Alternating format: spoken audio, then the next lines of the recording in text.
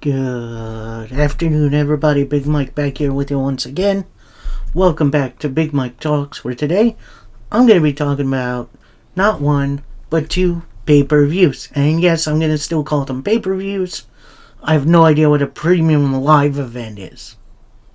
That weirdly isn't in my vocabulary. So, we got TNA Under Siege and WWE Backlash. Under Siege was Friday, Backlash was Saturday. Both pretty entertaining shows in their own right. So let's get into them. As we start off with TNA Under Siege. So first up, we got a tag team match playa as Eric Young teams up with fellow Canadian Josh Alexander to take on Steve Maclin and Frankie Kazarian. Frankie and Steve are teaming because, they want to get rid of their enemies, although Maclin has been targeted by Mike Santana. Not sure why he's not on this thing, but we'll get to it.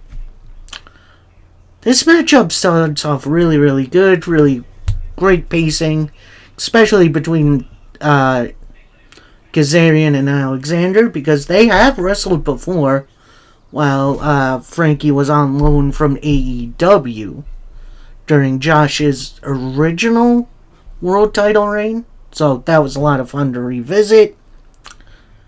Kaz doing everything he can to avoid Eric Young. Eventually it comes to blows.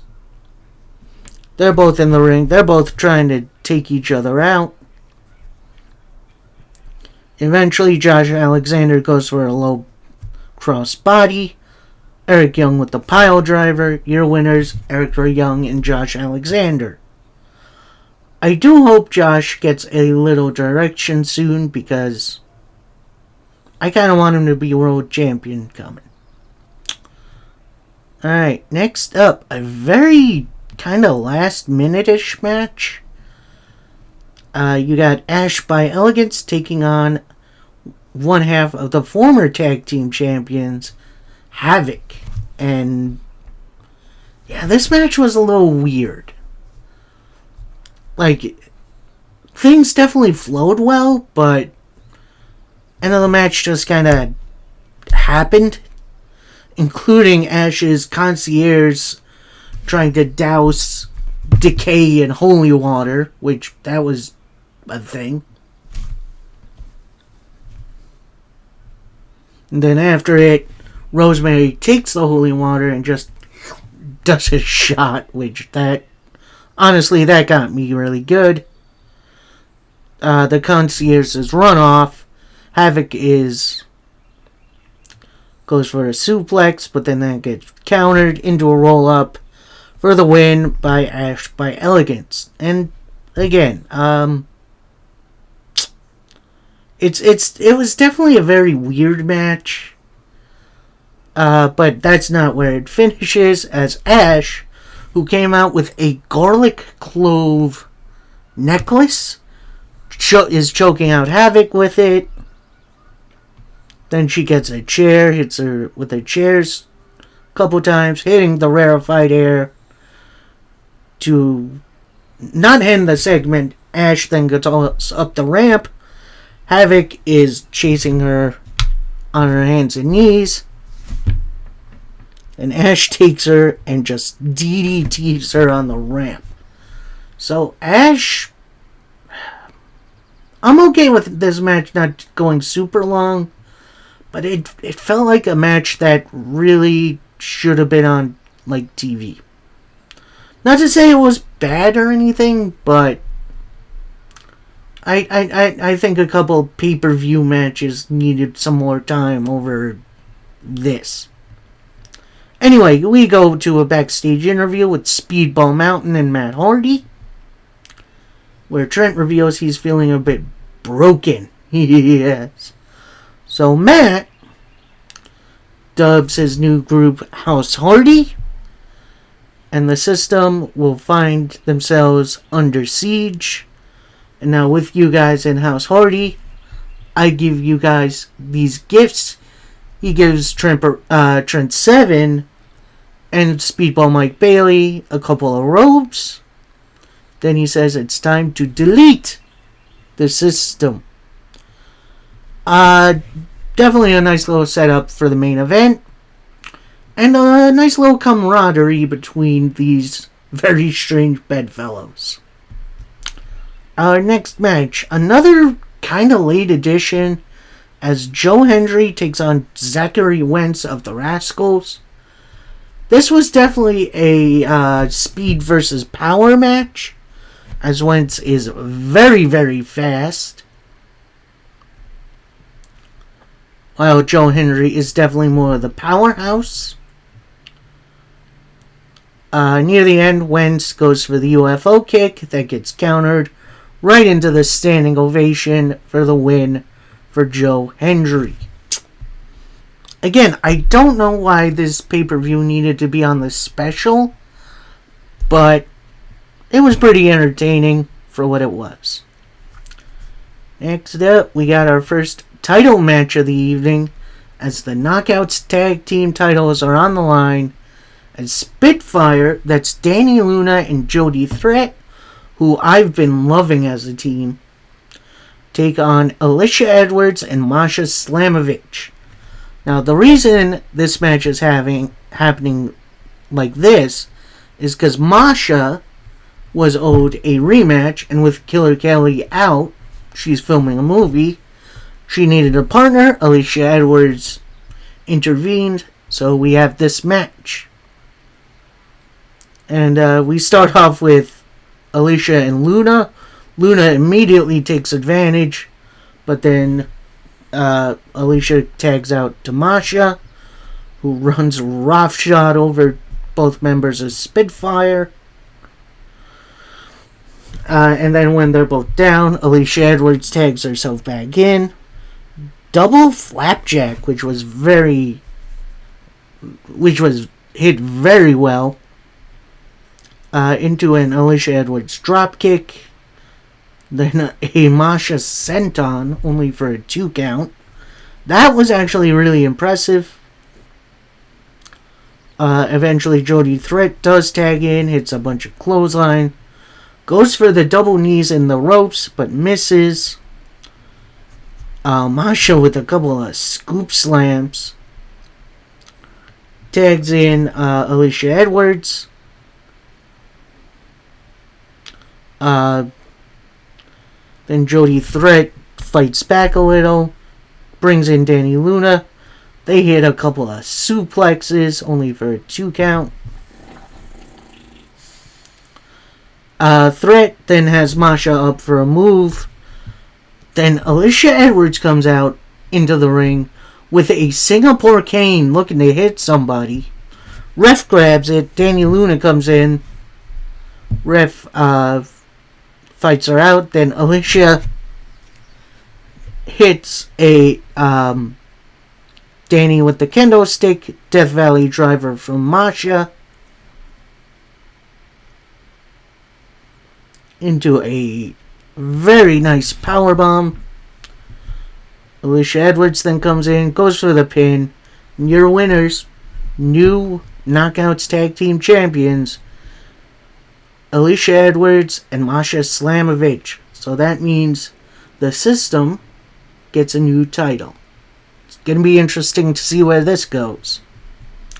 Post-match, Brian Myers and Eddie Edwards are out to celebrate with them. We then get a little backstage promo with First Class, with AJ Francis hyping up Rich Swann, saying how they moved on from Joe Hendry. We want to keep getting opportunities to face Laredo Kid in a non-title match tonight, but that match with Kid isn't happening. Instead, Rich Swann has to take on Jake something. And obviously there's people who don't want to see us be successful. Well, tonight, for you, Jake, something is better than nothing. So, let me give you a little setup here. Originally, this match was going to be Hammerstone versus Jake something, But when Hammerstone got to the arena, he was kept out, not cleared by medical because he was showing concussion symptoms, which pulled him out of the match and replaced with Rich Swann, who was supposed to get a match against the digital media champion Laredo Kid on the pre-show. Instead, Laredo Kid defended against Casey Navarro. Always good to see him around. So now we get this match. Rich Swann on Jake Something very early on, including AJ Francis getting involved somewhat, including a bunch of cheap shots. But then something interesting happens. As Swann is taking advantage of the situation, out comes Cody Deaner. He gets on a microphone. He says, "I see what you're doing. You're about to do. Don't you throw that man out. This is obviously the people's choice. You guys want him to DQ the match and end it? Or should I go down there and chop down the Dollar Tree?" Which is a great line. Fans vote with their voices. And, Deaner tries to take out AJ Francis. Eventually, Francis does fight back, including a big old choke slam on the apron.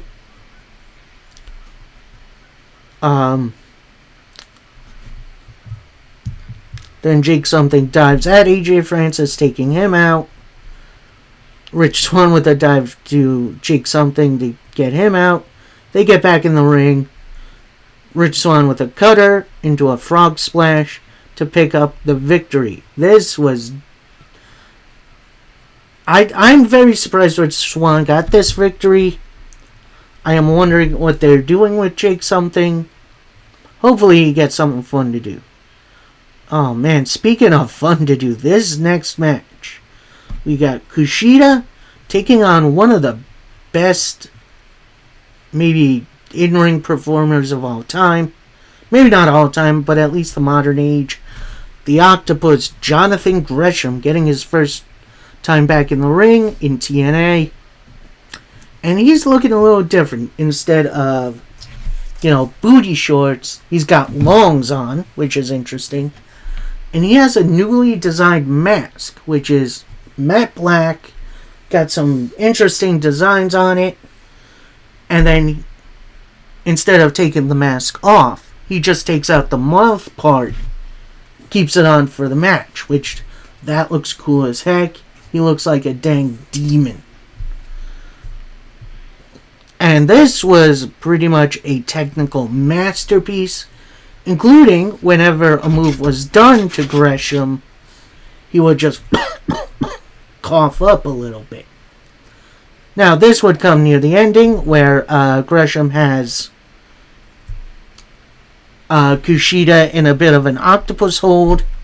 He then kind of spits in his hand, revealing black goo, aka, I think that's supposed to be ink, and gives Kushida the Iron Claw. And instead of a big submission win, it's kind of a pinfall, because apparently it's supposed to be like Muda's Mist, which is supposedly paralyzing. So, this is the win for Gresham. Hopefully we're going in the right direction with Gresham, because I really like him. And dude definitely needed a character, and this one is very intriguing. I am very interested to see where he goes from there. Next up, we got a mixed tag team match player as PCO and Jordan Grace take on Step Delander and Khan. And this match was pretty darn cool, including Grace picking up and body slamming Khan. That was impressive out of the Juggernaut. She then hits Step Delander with a jackhammer, only for a 2 count. Step Delander misses a hip attack, goes into the turnbuckle. tag into PCO, who hits a choke slam on Khan. Then Step to Lander once again tries to seduce PCO. Khan then attack, in which PCO looks like he's about to plant a kiss on Step to Lander. Khan saves her with a low blow. It's a big old Death Valley driver. Then Grace takes Khan, throws him out of the ring, hits a cannonball to the outside. Step to Lander then tries for a suplex that gets blocked into a roll-up, only for a 2. PCO with a gigantic powerbomb, a spinning back fist from Jordynne Grace, and a juggernaut driver, where your winners are PCO and Jordynne Grace. This run for Grace has been absolutely awesome. I'm still wondering who's going to end up beating her, because I am very, very, very invested. Next up, we got the X Division title on the line as Ace Austin takes on Mustafa Ali. And this match was a war of attrition. Like, this was absolutely great match. Pace set right at the beginning.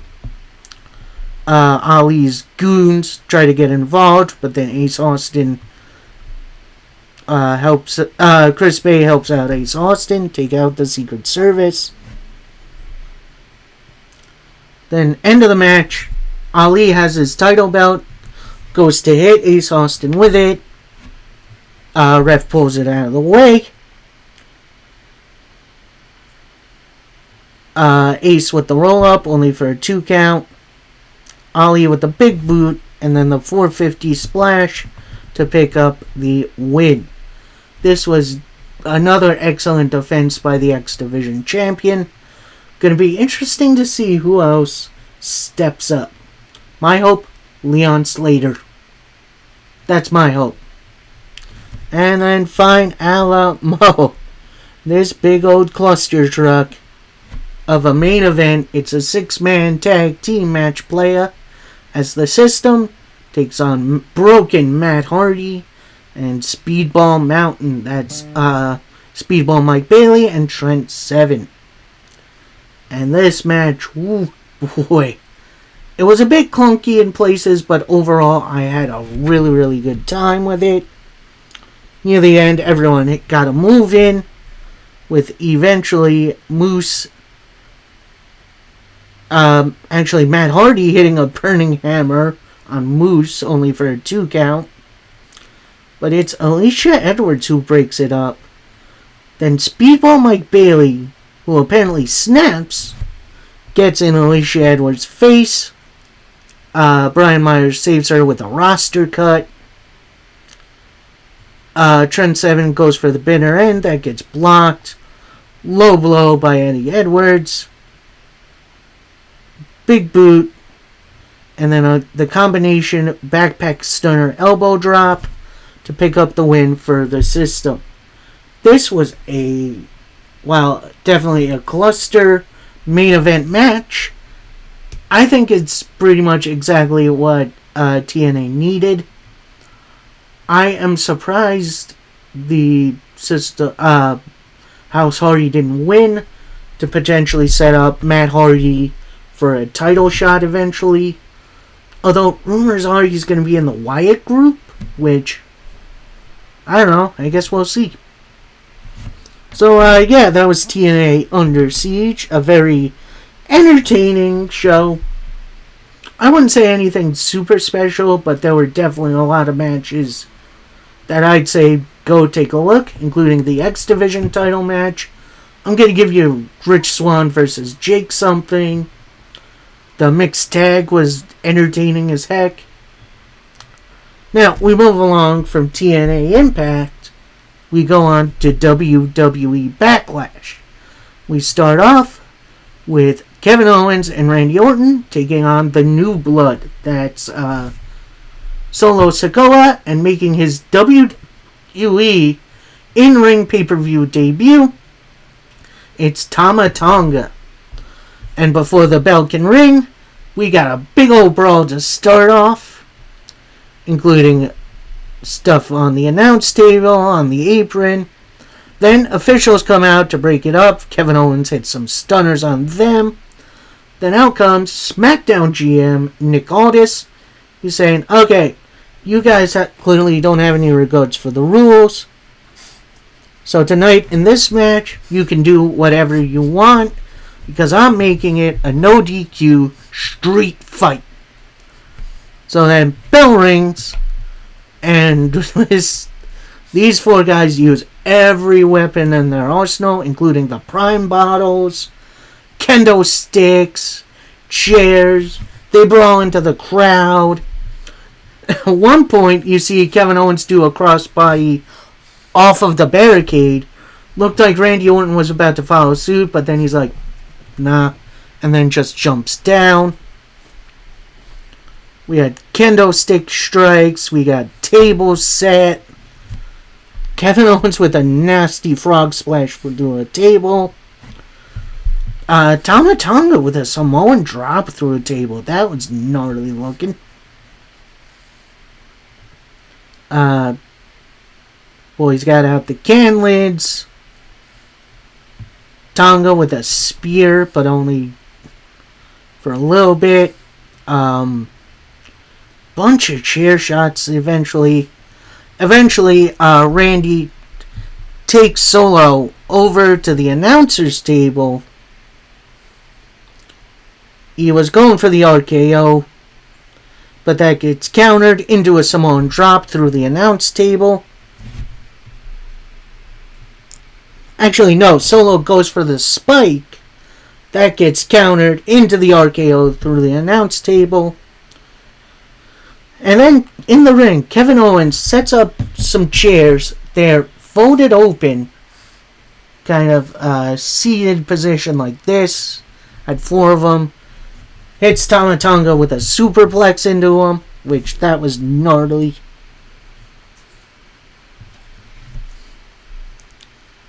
Actually tries for the superplex, gets blocked. Instead, a brainbuster. But that only gets to 2 count. Because making his WWE debut, it isn't who you think. It ain't Jacob Fatu. It's Tama Tonga's half-brother, Tonga Loa. Now, I'll explain that family heritage in a minute. Tonga Loa then picks up the steel steps, hits both opponents. Solo Sikoa with a Uranagi through a chair setup. Solo with the Samoan spike for the victory for the Bloodline. Now, I'm going to try to explain the Tonga Loa lore. Originally, he was in WWE in like the 2010s. He was known as Camacho, in which he was a guy who came out on a weird looking tricycle, which that was weird. Did the usual, I'm not even going to say it because I might get cancelled. Then he got released. He went around the indies for a little bit. Then he found his way to New Japan Pro Wrestling with his half-brother, Tama Tonga. They teamed up. They won the IWGP tag titles multiple times. And now they are both in the WWE, which is very interesting because they got one more sibling who is also a free agent that we may have to keep an eye on. Overall, a very fun, chaotic match to start off the pay-per-view. We now go into a triple threat for the WWE Women's title as Bayley defends against Naomi and Tiffany Stratton. And this was not the usual WWE triple threat where someone rolls out from the bottom rope to let others fight. Everyone was involved in this match. This was the most action-packed triple threat I've seen in a while from the WWE. Tiffany Stratton with an Alabama slam to the outside. That was gnarly looking. Tiffany Stratton. Trinity. Naomi with a heat seeker on the inside into a moonsault, only for a 2 count. Tiffany with a couple of power bombs, only for a 2. Bailey with a couple of roll-ups, only for a 2. Bailey with a Bailey to belly. Haven't seen that finisher used in a while. Only for a 2. Naomi with a rolling senton. Tiffany Stratton with an Alabama slam into the announce table. Goes up for the prettiest moonsault ever. Whiffs on both of them. And then Naomi and Bailey with a 3D. Which, I haven't seen that in a while. Then Naomi and Bailey kind of go at it for a bit. Eventually, Naomi with the roll-up for the 1, 2, 3. So your winner, still WWE Women's Champion, it's Bailey. So, I think the reason for this finish is because maybe someone got hurt and they wanted to end the match safely instead of having whoever got hurt be hit with a finisher. So, that's at least my thought. Overall, it was a very fun matchup, and that keeps the door open for Stratton for a Stratton title run. So, before the next match, we see Jey Uso. He's warming up in the back, getting ready for the match. Then Solo Sikoa walks in the frame, kind of gets in his face, walks off. Tama Tonga, Tongaloa. And then, at first walking behind him, Paul Heyman, who then Jay looks at. Paul has a look on his face like he's so distraught. He goes, now, I'm not 100% sure what that signing means, but if this is the seeds being planted for a bloodline civil war, I'm in. Let's do it. Alright, our next matchup of the evening, and it's for the World Heavyweight title, as Jey Uso took on Damian Priest. And this match started off a little oddly. Eventually they got back into gear. Jey Uso kind of early on with a spear, only for a 2 count.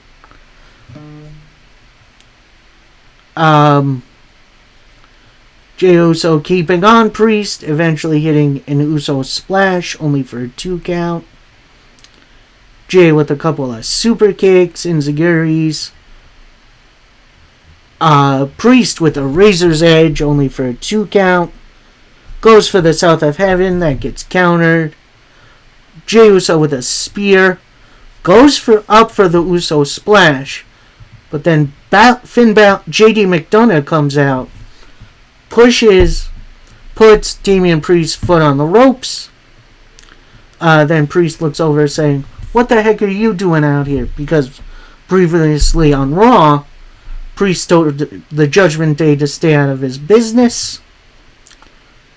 Jey Uso with a big old clothesline over the top rope for Finn Balor.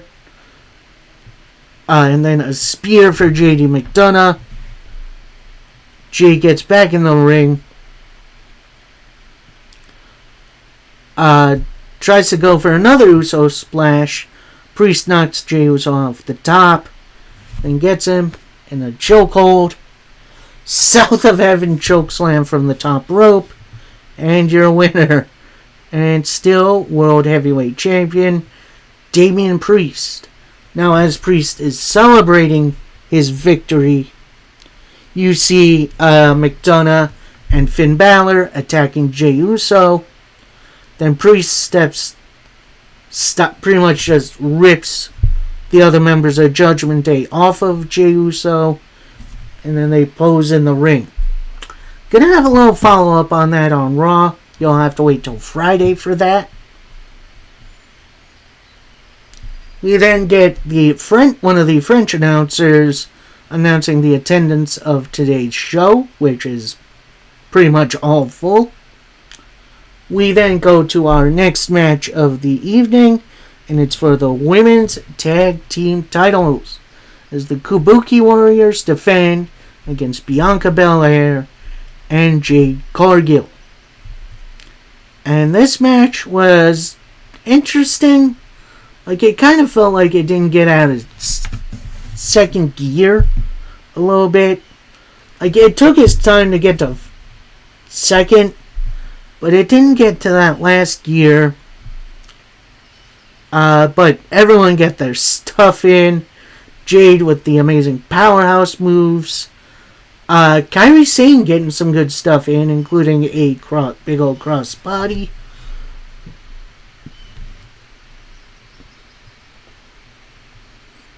Eventually Jade hits Kairi with a military press slam, in which that is impressive. Asuka then tags in, gets pretty much hit from all sides.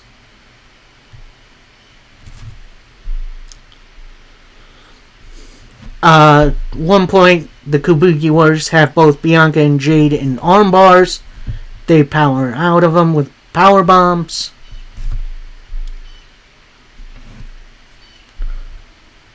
Kairi with a triad roll up, only for a 2 count.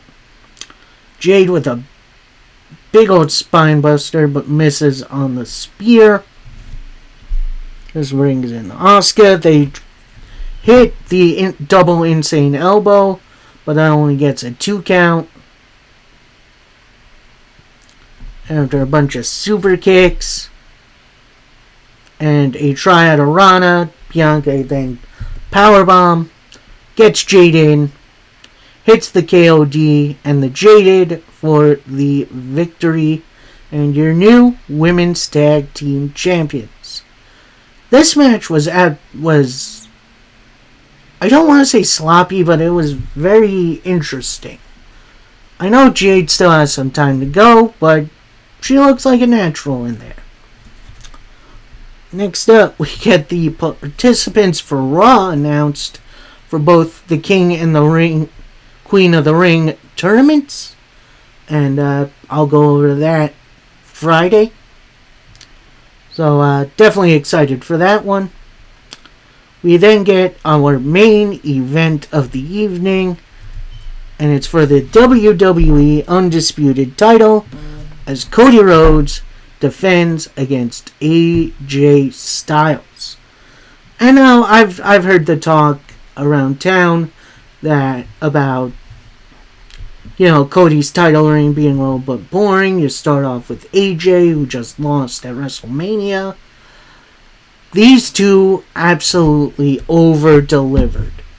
Like, these two prove why they're two of the best competitors in ring maybe ever. And it was just back and forth, tick for tat. AJ going for a 450, which I haven't seen that in a while, only for a big old whiff. AJ catches an attempt at a Cody cutter. AJ tries for a Styles clash, but that gets blocked as well. Cody with a massive backbreaker into and then AJ with a burning hammer, only for a kick out at 1, which is very interesting. Cody then hits the Cody cutter for a 2. Goes for the crossroads, that gets blocked. Into a Pele kick. AJ tries for the phenomenal forearm, that gets blocked. And Cody locks in the Kimura lock, which that's very interesting.